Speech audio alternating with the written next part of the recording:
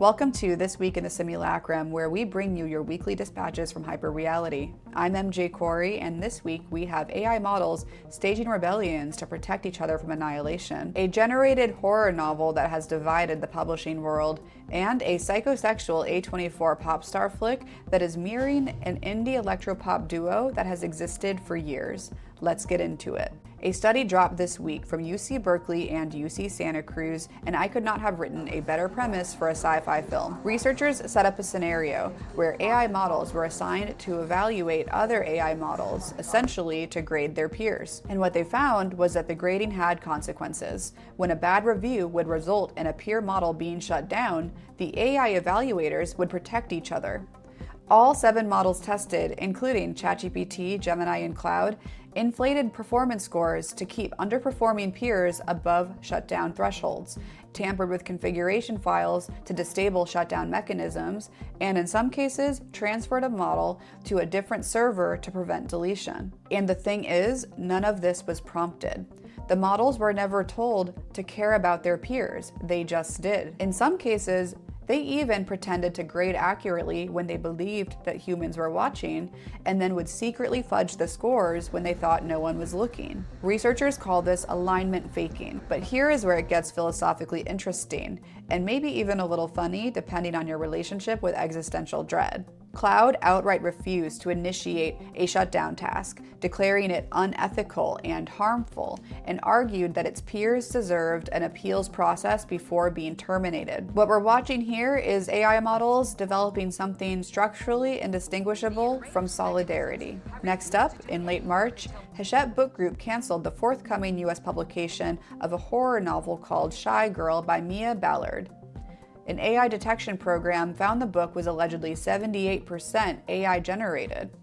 They pulled it from Amazon and scrapped all existing UK copies. Career over overnight. The book itself, a story about a woman who agrees to be kept as a rich man's pet and then begins exhibiting animal qualities, is a fascinating concept. It gained traction on Book Talk and nearly 5,000 Goodreads reviews by an organic audience that had found it on their own. Ballard's response was that she had not used AI herself, but that the AI-generated elements were added by a freelance editor without her knowledge, and that she could not elaborate because she was pursuing legal action. This case has opened a set of questions that the publishing industry is not equipped to answer yet. If a human conceived the story, developed the characters, and drove the vision, but the prose was generated, is that authorship? Or is it closer to ghostwriting, which has always existed and has never been considered fraud? And what does it mean that we can detect the absence of a human hand, but we have no legal or categorical framework for what to do about it? The simulacrum problem is not just theoretical anymore.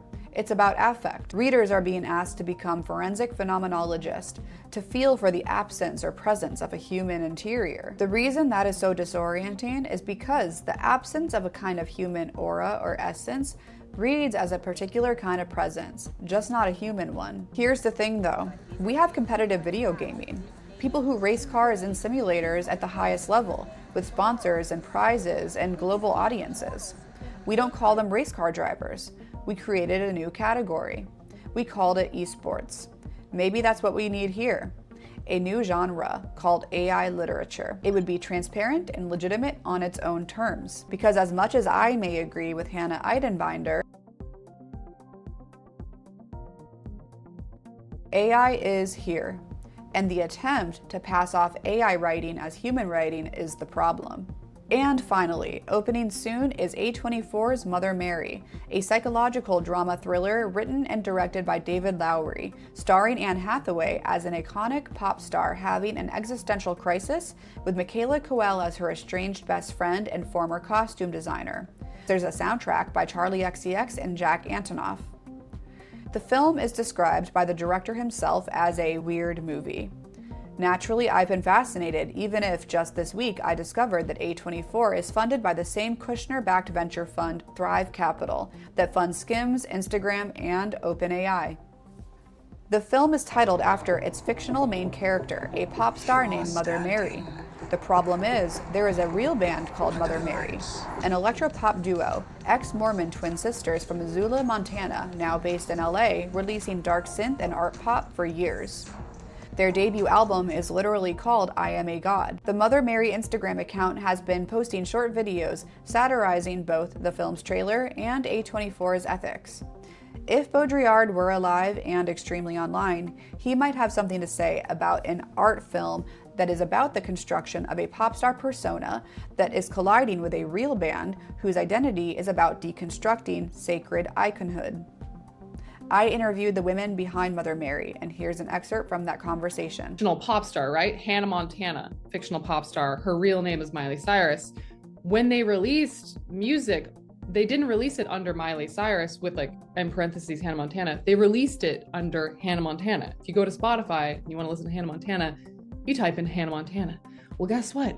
They knew that they couldn't release it. That would be impossible to release music under Mother Mary because we already exist. Mother Mary, so they had to release it under Anne Hathaway, in parentheses, Mother Mary greatest hits. So it's just like they obviously know. They obviously are just legally just scraping around any possible, issues we would have, and just hoping that basically we just lay down. We personally grew up in an abusive, violent, indoctrinating cult, and we personally struggled to escape said cult and like to then move into society and like speak about it and like put ourselves in a position where we're able to not be the submissive women that we were told to be, and to be empowered and to like speak out and to like stand up for ourselves. And that was a real experience, and that's why we are doing this. And it just does feel like they've extracted the cool factor of it and like the spectacle of it, but they can't embody like what it actually means and like why it is actually important to us. What ties all of this together, the scheming AI, the computerized novel, the dueling Marys, is the same question that Baudrillard spent a career asking. When the copy can no longer be distinguished from the real, what do we use to orient ourselves? The answer, apparently, is that ineffable, persistent sense that something or someone isn't in there. Is there a person behind the text? Real women inspiring the fictional icon? Some kind of consciousness driving the machine? We are all performing forensic phenomenology now. Just another week in the Simulacrum. Thanks for watching. My name is MJ Corey, and in case I don't see ya, good afternoon, good evening, and good night.